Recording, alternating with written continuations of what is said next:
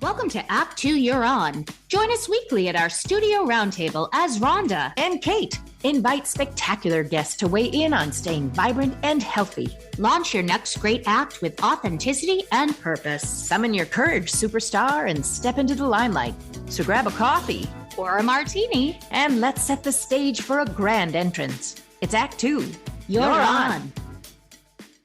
Greetings, friends. I am Rhonda Garvin-Conaway, and I am joined by my co-host, Kate Levy, and we are also joined by our talented producer behind the scenes, Kathy Carswell. We have a very special episode of Act 2 You're On today. Friends, I'm curious. Are you interested in understanding how entrepreneurs achieve success? Are you curious about the mindset of those who see and create opportunities in their lives? Do you wonder how our world will reinvent itself to address our climate's needs and come together as a global society? Today's guest has done extensive research on these topics, and we are thrilled to have him on today's podcast. Adam Sulkowski is an associate professor of law and sustainability at Babson College, the #1 entrepreneurship school. Adam specializes in teaching, research, and consulting in law, CSR, corporate social responsibility, green business, and sustainable development. He has earned tenure twice, won teaching and research awards,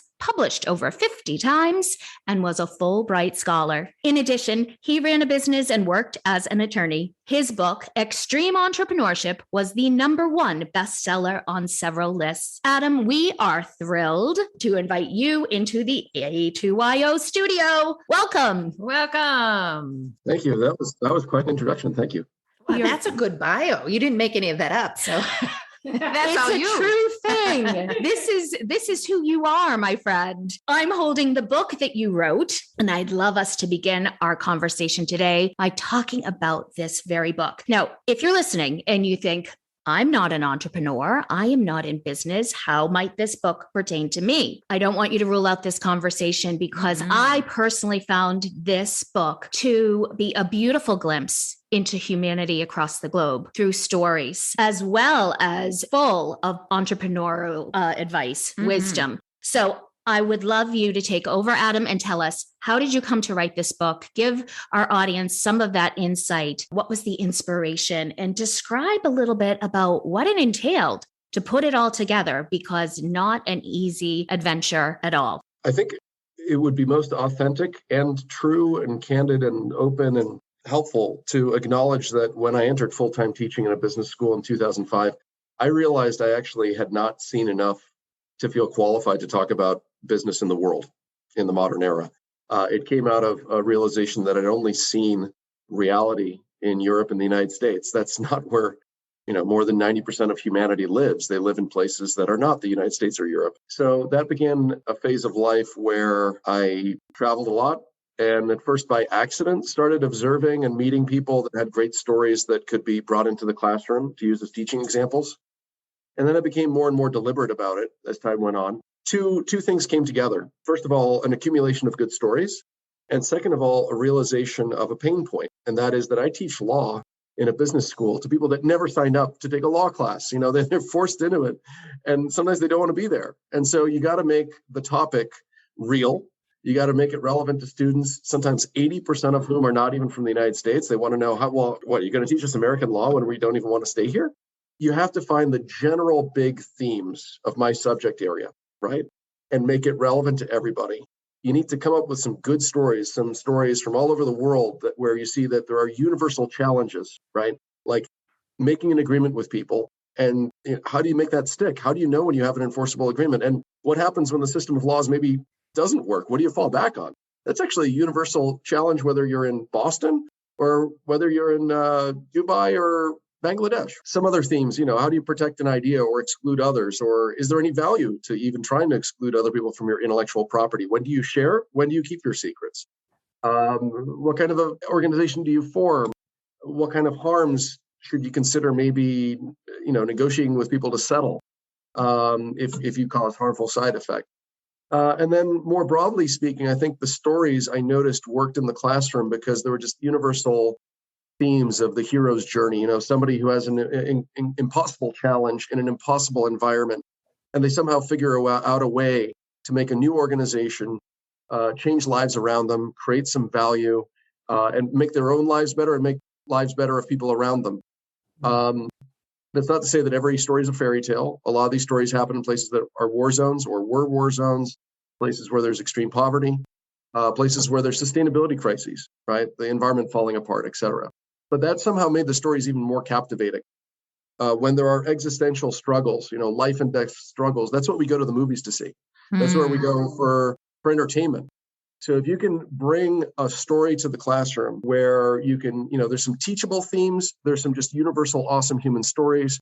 That's the moment you realize, oh my God, they're putting down their phones. They're actually not swiping left or right on Tinder. They've stopped day trading. I really have some pretty good day traders, actually, it turns out, in my classes. They've stopped doing the homework for some other class that they realize is due next period. And their eyes are here. And you notice a few people are on the verge of crying. A few people will laugh at certain funny stories. And that's what also there was a realization, and people started telling me, you're an idiot if you don't package these stories. Some of them had already won awards at academic conferences. And people said, you've got to package this. You're only hitting 30 people at a time. That's stupid. If you got a collection of good stories, package them, put it out there for the world to stumble upon and read and learn from. And lately, people are also saying, you got to turn this into a video series. For some reason, I love that idea. It reads beautifully. For anyone who's looking for a good book, this will absolutely, like you're saying, it keeps the kids' eyes attuned, but I think their hearts show up as well, because there's so much humanity in here, so much compassion. And I wonder if you can talk a little bit about those common themes that you sort of spoke of that have emerged throughout your travels. Well, so the one that I was just speaking about and that I wrote about, if anybody wants to look up on a channel called Medium, it's basically a blog, platform. I was just in Ukraine and Poland, and that was not planned until a certain country decided to invade another. And somebody said, you speak the language, you have contacts there, you've got to go and collect the next round of stories, right? You're already planning your next book. Get thee there and start collecting. Mm-hmm. And the same themes, I bring that up because if somebody wants to see, stories that are along these themes that are in the book, that were just collected a matter of days ago, the same themes came up in both the stories of the people that I was interviewing that are responding to a humanitarian emergency on their doorstep overnight, and the same themes were echoed in the process of collecting stories. Start. The universal theme is start. Don't wait. Nobody that I've met says, "Oh yeah, take an extra day to plan." It's not to say don't plan at all, but the point is to start. And there's magic in starting, because by sharing your crazy idea, your crazy plan, somebody will nudge you in the right direction or give you feedback. People will come out of the woodwork wanting to help. It's happened to me. It's happened to others. By starting, you stumble and you learn, okay, well, that's not, you pivot. You immediately learn that's not perfect. We'll try this next time, slightly differently. By starting and reaching out to people, you also find the next lead for the next idea of how to improve whatever your plan is. So the universal theme, if I could boil it down to one thing, is that all these people in the book that I met over the last few weeks, my own experience in stumbling across these people and continuing to try to gather these stories is start, period. That's it. That's the message. Mic drop. We can go home. Yes. Yeah, no, we often say ready, fire, aim. There's truth to that too. Yeah, ready, fire. If you wanted to expand on it, because actually, if we wanted to slightly refine it, one of the people the person that I went into Ukraine with, who does supply running, is one of these people who he did start, but he also warns fellow people that just have the impulse to jump in their car with some food and clothing and medical supplies and just go into a war zone. He's like, people do disappear, It's much better to start, share your crazy plan, including with, members of the regional Red Cross chapter, and get the official legal permission to carry morphine. Find out what the other side actually needs. Get the manifests and all the permissions so that, you're not subject to bribery, solicitation on the border, or any kind of problems of that variety. And try to reach out so that there are contacts on the other side that can, get you out of problems if should they arise. The theme holds true. Ready, fire, aim. What you just said. You started. Starting doesn't mean necessarily always get in the car and cross into a war zone today.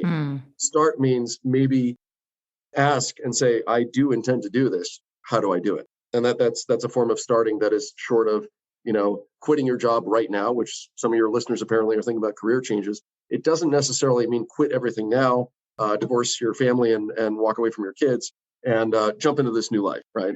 It could be iterative steps of, here's my crazy idea. How can I do this in a way that makes sense? And that's still a form of starting. But the instinct to begin. So starting can be making a decision. It can be mapping out a plan. It can be beginning process. Yeah. Yeah, and not necessarily throwing caution to the wind. I guess I should add that cautionary note.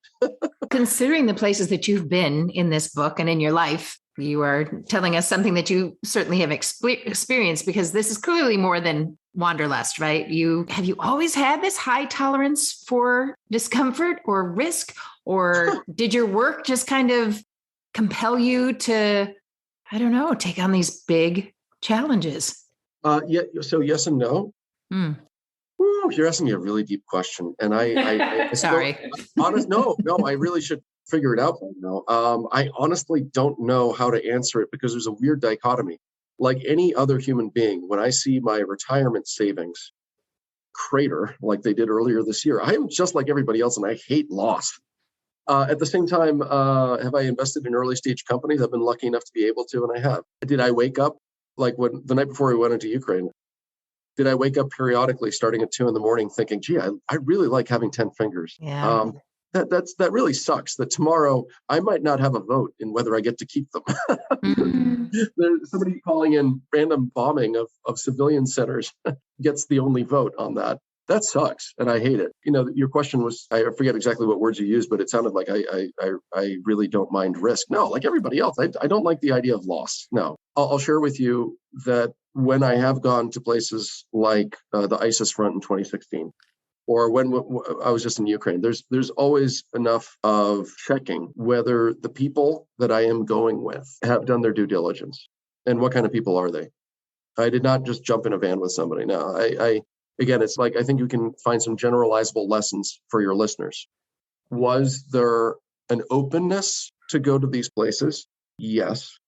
Was it tempered with, I'm not going to trust anybody. I want to know who they are and how much they've planned and what the backup plan is. And, in the worst case scenario, what are options if this and that happens? That's just common sense for business, common sense for life, and common sense if you want to go to a slightly riskier place that the State Department says, probably don't go. There are people who've called ahead and have connections. And then, you got to decide what's the worst case scenario. And are there people that rely on you emotionally and in terms of livelihood? I don't have kids, and there'll be some people that are kind of sad, but nobody, I don't have dependents. So I had a cousin on the border, and he was going over the border as well until, the airstrike started getting closer. And then he said, I'm out. I got a kid. That just that changes everything. I'm not going to leave my life partner and my kid without me. So that can change over time. I guess the bigger point to answer your question is, just like any other human, you got to balance what's the best that could happen, what's the worst that could happen, what will probably happen, how do you control for the downside, and then get ready to bail if a plan really doesn't feel right. I've been lucky enough that in the case of going to forward operating bases, including outside of Mosul in 2016, I was going with folks that had connections. And in this case, the person that I went into Ukraine with had people that he could call ahead and find out, what does it look like and what's the response time if something goes wrong? How soon can somebody come from the nearest checkpoint? He knew that. He could get in touch with somebody. So the reason that he urged and he himself shared some of these cautionary notes is that there are plenty of very well-meaning, good-hearted people that did jump into their cars with some supplies, and then nobody heard from them, and nobody has ever seen their car again. When you enter certain places, certain things can happen, and crime happens in the United States too. Do we avoid going to the United States? No, you just take reasonable precautions. Do you know where you're going? Do you know anybody there? What's the worst that can happen? Have you thought this through? The instinct is to start, but be ready to pivot and be ready to gather information about, all right, this opportunity, does it check out? Yeah, well, set yourself up for success, but it's also clear you're you're very brave. You're taking on big challenges. I remember I hesitate to say. I know, but I said it. You didn't say it. You can be humble. I don't have to be humble for you. This is what my interpretation of reading your book. I mean, it's very inspiring. I was going to say you were quoted somewhere as saying, or maybe you were quoting someone else, ISIS is not the crisis, it's economics. Can you speak to that a little bit? No, you've done your homework. Well, we try. We do our best. Of all the interviews I've done, nobody has been this prepared. I can tell you. So I'm very impressed. You found the 2016 USA Today op-ed written from Iraqi Kurdistan. Hello to our Kurdish friends if you're watching this. So yeah, the really big surprise there is that we had a really intense, it was something like between 10 days and 2 weeks on the ground. And through my former students, we were connected to people in the Kurdistani regional government. I mean, they're semi-autonomous. They're technically within Iraq, but practically operating sometimes as their own country. I think at the time they had over 1.5 million refugees. I forget the exact number, but it is as unbelievable as what's going on in Central Europe right now in terms of displaced people. And you get there and they're not scared of ISIS over the border. I mean, we were openly, dark humor warning. I was joking with people before we left, I kind of like my head where it is. I don't know if this is a good idea. We get there and you realize everybody we're talking to, whether it's in the refugee camps, the universities, in businesses, even the person that calls in the airstrikes. This was actually a quote from him at the end that summarized everything. We're not scared of ISIS. This is literally the guy who calls in American airstrikes onto ISIS at the time. I'm not scared about ISIS. What keeps me up at night is our economic situation. And I think he expanded a little bit. He said it's when we got into the topic, maybe he elaborated that it relates to sustainability and it relates to entrepreneurship, my concerns. The young people in the universities cannot assume that you will get a job in some kind of a bureaucracy, part of the government, and get your share of the oil revenues and be on Facebook 4 hours of the day. You need to be ready that, oil prices are going down. Oil prices will continue to be unpredictable. And they shouldn't be relying on just getting their share of some oil money distribution. They need to realize, learn from somewhere by some example, through some kind of content, the imperative to come up with your own ideas on how to make money and deliver value to other people to make a living for yourself. The other thing he said, and this ties into the whole idea of both sustainability, economic sustainability, and environmental sustainability, and the idea of entrepreneurship. How do you start something new, a new activity that might entail risk of loss, but also the possibility that you deliver some value for other people and make a living that way? He said, that's what scares me, is that we're not doing a good enough job. And if oil prices continue to crater, if the government in Baghdad continues not to give them their share of the money, at the time that was the situation, then we have a generation of people that need to learn how to fend for themselves. And this was his opinion at the time. We're not doing a good enough job of that. That was the existential crisis he was scared of. The ISIS people on the other side of the border that we were so terrified of, he was like, no, they're under control. They have their sort of version of a militia, sort of like the Peshmerga is what they call them. We have enough intel to know what they're about to try to do. We keep them on their side of the border. We're going to win this thing. And eventually they did.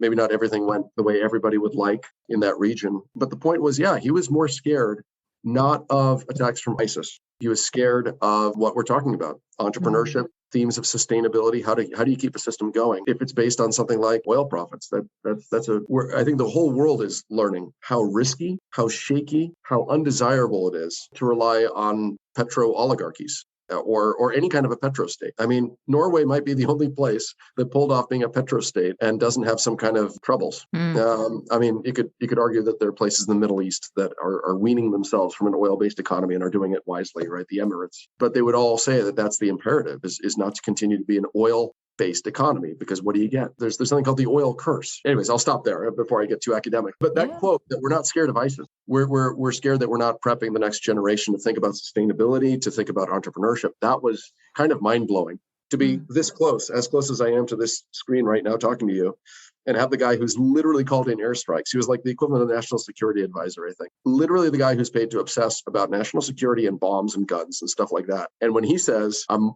actually more scared that we're not training people to be entrepreneurs, I'm scared about sustainability issues. That was when I turned to my friend who writes about war and terrorism and stuff like that. And I said, I think that confirms this whole story. More relates to my area of what I write about. Wow, that's an incredible story. And it affirms the fact that my perception of you, I'll gush a little as well, is that you truly are a global citizen. And the fact that you can speak through your firsthand experience and teach your students and teach us more about how these systems are working. I do have a question about this other piece of economics where you talk about corporate social responsibility. So how do you do that without just checking a box, fully, richly commit as a company, as an organization to what it means to be socially responsible? Great question. And I can only imagine that people listening or watching this are rolling their eyes, at least half of them. And they would be right to, because there's a whole lot of BS in this arena. Companies, including oil companies, putting out with beautiful glossy reports with, as one person in the industry said, smiling faces of poor brown kids. That look what a responsible company. We're doing some charity somewhere. Really, we're green. There's so much greenwashing, as we call it, right? For those of you who are cynical and those of you who are hopeful, please bear with me. We were just literally answering your question with somebody who has a big role in this, who's a former student and just started at a Fortune 50, meaning one of the 50 most valuable companies in the world. It's a consumer brand that everybody's heard of, and he's finding out information from different parts of the company. And we talk about, what is the value, what's the meaning, and how do you actually deploy these ideas so they're actually meaningful and drive change. And I would really urge everybody, and I urged him to go back to the book, Confessions of a Radical Industrialist by Ray Anderson. Somebody who set out to conquer a market, which he did. Somebody who did not set out to be a tree hugger. He was an industrial engineer. I'll skip over a whole lot of powerful parts of the story that are in his book. And you can find, I think, a TED Talk and YouTube clips of Ray Anderson talking about his journey. But here's the big takeaway. They set a big, exciting goal. And then he let his managers debate whether it's a good idea. And then they accepted it as, yes, this is going to be exciting. The goal was to be an example for the rest of the industrial world. The first industrial company to have the goal of zero environmental harm. What they discovered in the journey is all kinds of things that, whether you're into entrepreneurship, whether you're a corporate person, whether you work in government or education, I don't care who you are, there's so many awesome anecdotes of what that huge goal led them to discover. One of my favorites that I shared with my students and that I shared with my friend, former student who's now doing this at a company. You start with the easy stuff. Cutting out waste. You start with the next challenging stuff once you've gotten buy-in that, we can save money by becoming more efficient. Then you realize we're wasting over 90% of our energy bill just running inefficiently. You conquer that. Then you have enough confidence to tell everybody, look, what's the next goal? And the next goal would be, well, is there any way we could recycle this material? The interface was a carpet company, I should say. So not a glamorous company. Very energy intensive. And ultimately, they're turning petroleum, into basically toxic waste that along the way, people put under their feet in office buildings. That's kind of the business model as it used to exist. And what is so awesome is that if they could do it, if they could eliminate over 90% of their environmental footprint and become, twice as profitable, there's a lesson to learn there. So again, I'm skipping over a lot, but a few last fascinating things to seed people's curiosity about this company. Once they realized that we can recycle material, they realized, well, we can even recycle our competitors' waste. We can recycle our own waste 7 times. And at that point, it hits you from a financial perspective, from a legal perspective. Do we really want to be selling these atoms? Don't we want to get them all back? Well, that changes the whole agreement. That changes the whole financial modeling of the company. Why don't we convert to leasing a service instead of selling a product and guarantee that we get those atoms back? It turns out that means you're locking in predictable revenue into the future, that waste never becomes waste, which it shouldn't. Waste is an obsolete idea that we should eliminate completely. So in other words, you've just become vastly more profitable, eliminated environmental harms. And here you are, look at me, I'm not even a paid advertiser for them. You become the story, you become the role model that people can't resist talking about. Tesla, to some extent, has shown this, that by being buzzworthy, by doing something that exciting as what they've been able to do, they don't have to pay a cent for celebrity endorsements or Super Bowl ads. What a waste of money. Focus on creating a kick-ass product or service. In fact, don't create products anymore. Focus on services, leasing services the way this carpet company did. And you become somebody that people talk about, they can't resist talking about as the answer to how do you do this authentically? And that leads me to my last point, because you asked how do you actually get value out of these ideas? Well, the first thing is stop the BS. Focus on real world goals that you can measure. Big, hairy, audacious goal. The reason that some managers loved it and endorsed it and said, we got to do this. is some of them were old enough to remember the Apollo years when we were trying to get people on the moon. And they said, I miss that. I miss that. I miss those stories of how even somebody sweeping the floors at night in a factory, when they were interviewed by a foreign journalist and they were asked, what are you doing right now? They said, I'm helping put somebody on the moon. That's what I'm doing. And he said, I remember that. I remember the excitement. You know what? I'm willing to risk having egg on our face and failing at this. And people saying, oh, this is the latest greenwashing. This is the flavor of the month. I'm willing to risk all of that. The risk of failure is fine. I miss that excitement of trying to do that with a bunch of people. And that was apparently one of the winning arguments. But here's what I'm getting at. That feeling, that authentic sense that this is worth it. This story I am buying into, and I'm willing to bleed for this story. That ultimately explains so much of what we see in the world when things work. Look at the Ukrainians kicking ass right now. I don't care if you're even a Russian right now. You got to admit, they believe in their story so much that they're willing to die for it. Others have already written about that. That is one of the big takeaways. Look at the power of a story that people authentically buy into, that the goal is worth it, that this is the hopeful future that I want. The alternative is unacceptable. So unacceptable that I'll make the ultimate sacrifice. In the arena of business and sustainability, you could frame it that way. You could frame it as Ray Anderson did, that my grandchildren will read about me the same way that German children read about their grandparents and wonder. I wonder if my grandfather put on a uniform, actually had an SS insignia and knew about and was actively taking part in extermination of human beings. And he said, I had a stake through the heart moment because as a business leader who did a waste audit and realized how much toxic chemistry we're putting out into the world, and I'm profiting from it. If I don't do something, my grandchildren will read about me the way that grandchildren read about their grandparents and wonder, what did you know? What did you do? You were alive then and you had a choice. What was acceptable to you?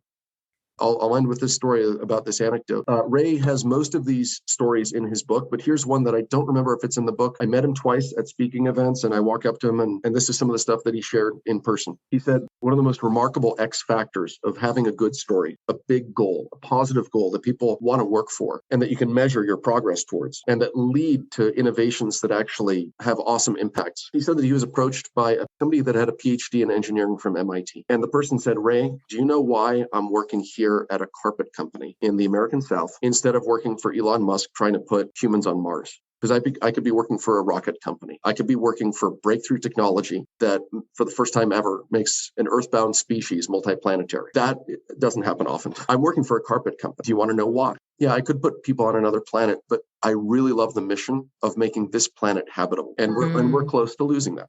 Anybody who's close to the science says it's too late to do what we should have done. It's not too late to do something to stave off the absolute worst nightmare scenarios. If you don't like death and suffering, then it behooves you to do something to raise awareness of these issues, raise awareness of role models in the world. And I hope some of the stories in the book highlight, whether it's the rainforest reforestation, whether it's the solar-powered mini-grid relocalizing economic activity, whether it's the former intelligence officer that works on anti-poaching. There are these stories that hopefully glamorize people that do something that's sometimes not very glamorous. Planting trees, restoring the environment. That is arguably the World War III that we're already in and don't realize it. And all the other battles, all the other wars, all the other conflicts, yeah, they matter. Believe me, with some of my closest relatives living on that Polish-Ukrainian border, it matters. And I couldn't live with myself if I didn't go and do something over there and keep a light shining on some of the people that are doing incredible things over there. But we can't lose sight of the fact that arguably is one battle. Ukraine, I would argue, is a battle in a larger world war that we're already engaged in. And the world war that we're in arguably is with the status quo. It's with a dependence of almost all of us on a petroleum-based economy, with all of the evils that come with that, whether it's autocrats that have their wars paid for by well-meaning, good-hearted people buying their product, whether it is mass extinction, whether it is climate change. These are multiple fronts in one war, and that is the status quo of how we do business for the last 100+ years. And I'll end with that.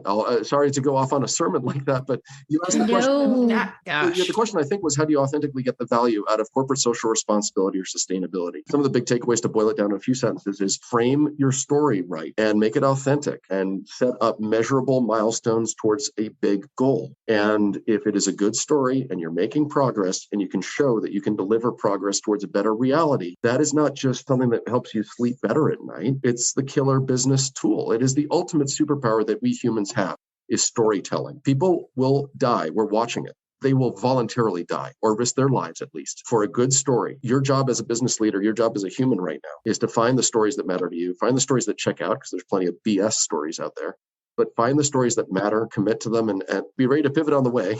But it's storytelling. That's really the power, and setting measurable milestones towards a goal that is better than what is today. Well, that is a lesson for us all. And typically at this point in our interview, we would pose the question, can you leave our audience with a bit of wisdom or golden nugget? And you may have already done so. I don't know if you care to elaborate, if you've got one more thing, because boy, we've heard several.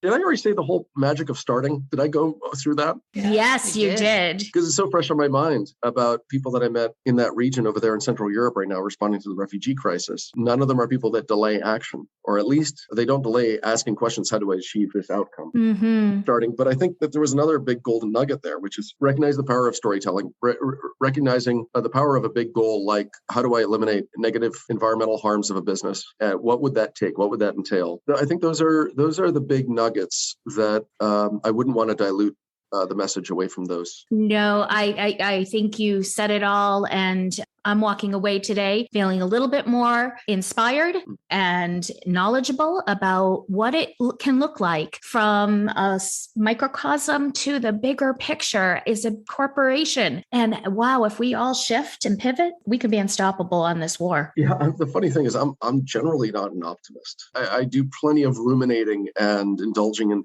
hyper pessimistic views of the world. But I think you're right. So I wanted to get that out there so people don't think that I'm a Pollyanna or an optimist that is blind to how crappy the world is right now.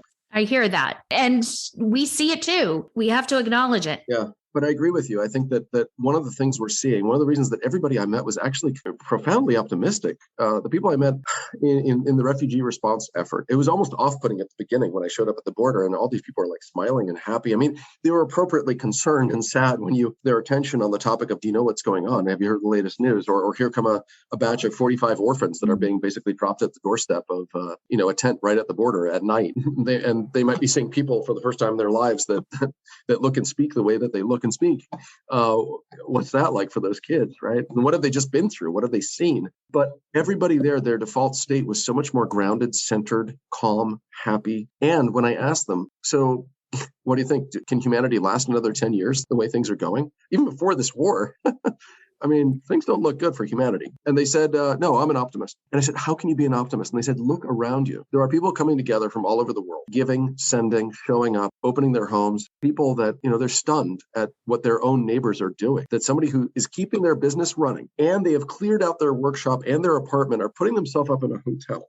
I found more than one example of this, keeping their business going while simultaneously using every square inch of free real estate to house between 100 to 200 refugees per night, and then play matchmaker when people show up from the other side of Europe. And then they make decisions about, can we trust that person? Is there any way to check out how credible and trustworthy they are? And then you make a decision about which families might be comfortable residing with them for a few weeks, or it could be a few months. They're distributing aid, handling logistics. Why am I mentioning this? I wanted to make it credible and tangible and specific. Why people in the midst of the fastest growing refugee crisis on the planet are optimistic about the future of humanity, because they see how many good-hearted people with every last scrap of spare resources are giving, are helping. It almost felt like anything that I did there was woefully inadequate, embarrassing. And they said, no. Your gift and your position right now is storytelling.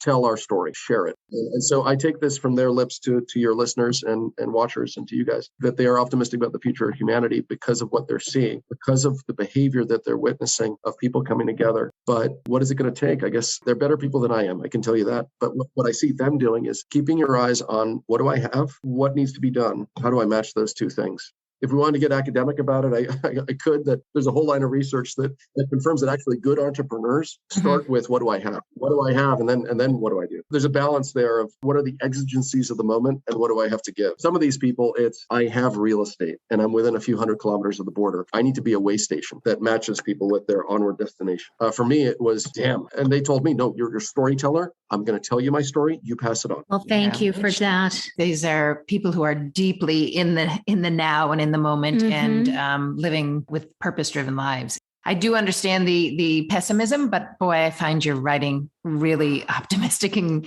compassionate. And I think that maybe we can't move the needle. Maybe we can't change things if we stay in that pessimistic place. So it is good to do what you're doing, which is going around the world and, finding this inspiration, but also evidence of the entrepreneurial spirit in the most desolate of settings. And that's why sitting here thinking, wow, I would love to be a kid in your class. And if you don't get to be a kid at Babson in Adam's class, the good news is that you have this wonderful book, Extreme Entrepreneurship, that people can find on Amazon. Yeah. And it is a really great read. It's not, when you think about it, I don't know, a business book about entrepreneurship, that wouldn't really normally be my jam, but it's a great book. It's super fascinating. So I have to say, I have the unfortunate task here of being the timekeeper. But before we go, I wonder, Adam, if you can tell us what's next for you.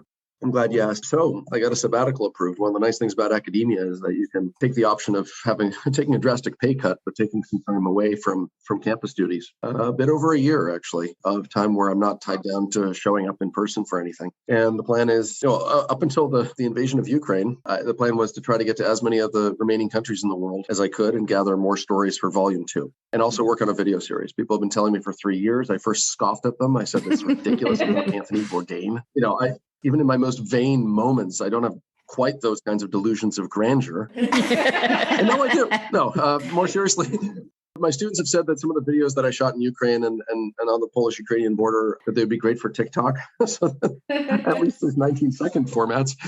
But other people, I am talking to some people that know how to do video production about, maybe it is right to do something in the spirit of Anthony Bourdain, but borrowing a little bit from Guy Raz and his podcast series and book, what's it called? How I Built This. And I think that's one way to frame both my first book and hopefully a follow-up book that'll be coming out within the next year or two, Extreme Entrepreneurship Volume 2, maybe. It combines a little bit of the whole travel genre where people can live vicariously or get inspired by watching or reading about somebody else going somewhere, what they observe about culture, history, economics, and just context and the human stories. And then there's that other genre that I've been trying to incorporate, which is here's the universal hero's journey that is in entrepreneurship of somebody that has a vision, experiences challenges, and somehow makes something happen. That's hopefully what we can do with volume 2 of the book is continue that tradition of the first book and maybe shoot enough video to convince somebody that besides just a YouTube channel, that it's worth turning this into some kind of a streaming video series. We'll see if that works out. That's the stretch moonshot goal. If we talk in a year or two and I don't have a video series, don't hold it against me. But hopefully there's at least volume 2 of the book. Just want to quickly address a point that you made. People succeeding in desolate environments. Woo. So I don't want to underplay that some places do seem pretty desolate and dangerous and desperate and bad. And at the same time, sometimes I get back in touch with these folks. A place where people make less than $1 a day, a place where, people do horrible things to each other sometimes. They're sometimes beaming and happy. And I sometimes meet people here that have everything they'd be in the top 0.5% of income earners in some of these other countries. And they're miserable. They're focusing on what they don't have. They might be vicariously suffering at images of war through a video screen. And then you talk to somebody who's actually in one of those places. And they said, like I said, it's almost sometimes cognitive dissonance. Like, why are you happy? Should you be happy? Shouldn't you be miserable? Look at everything about their life circumstances should make you miserable. But there's something about these people that are taking action in those places. And that's why maybe this is one reason I'm so fascinated with them is that they're such better people than the kind of person I become when I'm sheltered in the first world here in Cambridge or when I go to my campus in Wellesley. You go to these places where there's more existential stuff on the line. And some people, you savor the basics and what matters. And I guess in the process of making things better, they find a whole lot of heartwarming meaning at the end of the day. Whereas, just checking on how your investments did or looking at the world's latest bad news and dealing with the latest, whiny student or whiny colleague can put you in a bad mood, even when you, by comparison, are not in a desolate place. I made my point that sometimes the desolate places I prefer to be in, that the consequences are more real. It's more real. And these people are sometimes better people than who we become when we have everything. I've never quite said it that way. No, we actually had a very similar comment made by a friend of Rhonda's who's doing incredible work throughout South America. And so it is interesting, these common themes. It reminds me of the documentary we did a review on happiness, where they traveled around the world. And it was true. Those volunteering with Mother Teresa in the face of death and decay, day in and day out, were some of the happiest people around because they were on purpose. Yeah. So thank you. So when we use the word desolate, I wonder whether it's not too much of a stretch. I don't mean to disrespect anybody's deprivations and horrors, especially right now. But, maybe we are sometimes the people that are most at risk of being desolate inside and in our heads and in our mental reality, which after all is the reality that you have, is what's in your head. And it doesn't matter what's around you as much as how you see what's around. And I think that we sometimes are at the risk of being in a more desolate place than some people in these extreme environments. Maybe not everybody. I'm sure not everybody. Not everybody's a good person or a saint or sees things that optimistically. But that's been my experience, is that there's a risk of actually being in a more desolate place when you have everything, rather than when you're pursuing certain activities in certain places that might not at first appear to have everything. Oh, yeah. Rich in abundance, but poor in spirit, for sure. Yeah, I don't consider myself especially spiritual, but there's something to it. There really is. And there's really something to bring your focus back to things that matter and not getting caught up in every shiny temptation that tries to distract you in our current society. This came up in an interview today with somebody about why go to Ukraine and Poland. And there was a mutual realization with a cousin that we were brought up with stories of an aunt that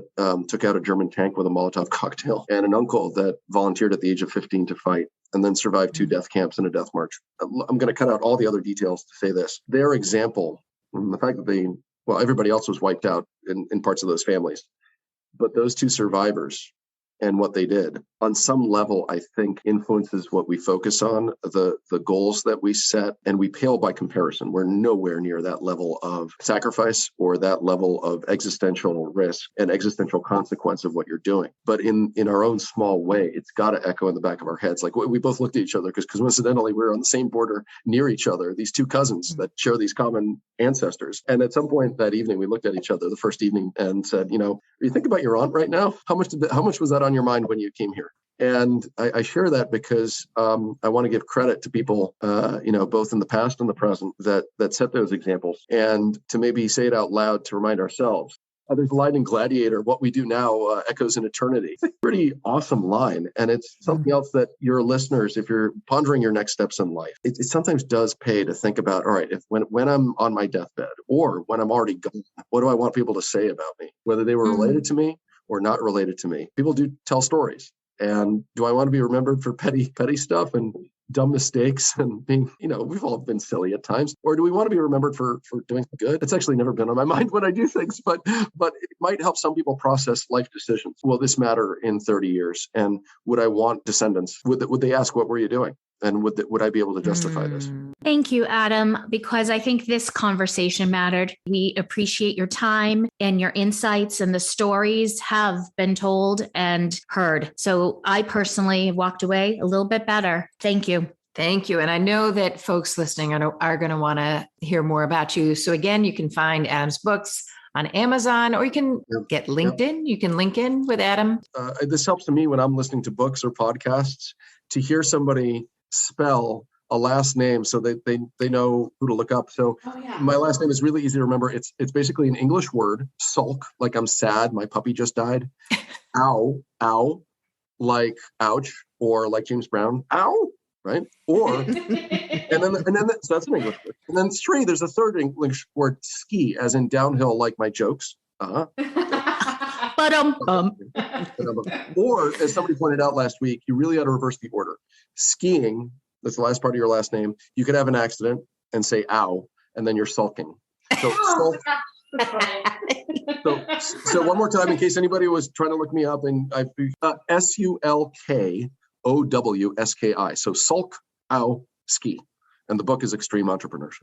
And find out more about what adventures and what great knowledge you are offering up to the world. We have to thank you for having, you don't want to say courage and bravery, but the courage and bravery to go to these challenging places and give us an intimate kind of look of what is happening. And I think it is inspiring. We can get away from swiping left or right or whatever it is you do, or the minutia and the nonsense and the way we waste our time. We really don't have any time to waste our time. This book is it's easy to read. It's tough stuff, but there's so much wisdom to gain. And we're grateful that you were here today with us. Really, really appreciate you guys. We got to follow each other. Can we promise to do that? And maybe talk again in a year or something. And let's not forget to thank the person behind the scenes who makes all this happen. Yeah. Yes. Special thanks to our very skilled producer behind the scenes who actually was our connection to Adam, Kathy Carswell. Yes. She's the greatest. And so it is left for me to say, go forth, be brave, live well, and do good. It's Act 2. You're on. Act 2 You're On was brought to you by Act 2 Share Our Stage. You can find us at a2yo.com and also on Facebook, Instagram, and LinkedIn. Please download, listen, and subscribe wherever you find your podcast. You can support us using Patreon or buy us a coffee. I do like coffee. No, you don't need any more caffeine, Kate. Buy Us a Coffee is a platform that folks can use to support entrepreneurs and artists like us. So we can keep providing resources for the doers and dreamers to find connection, purpose, and the skills needed to create a sustainable, fulfilling life to better serve the world. And also, so we can buy more coffee. Oh, Kate, thanks for listening, everyone.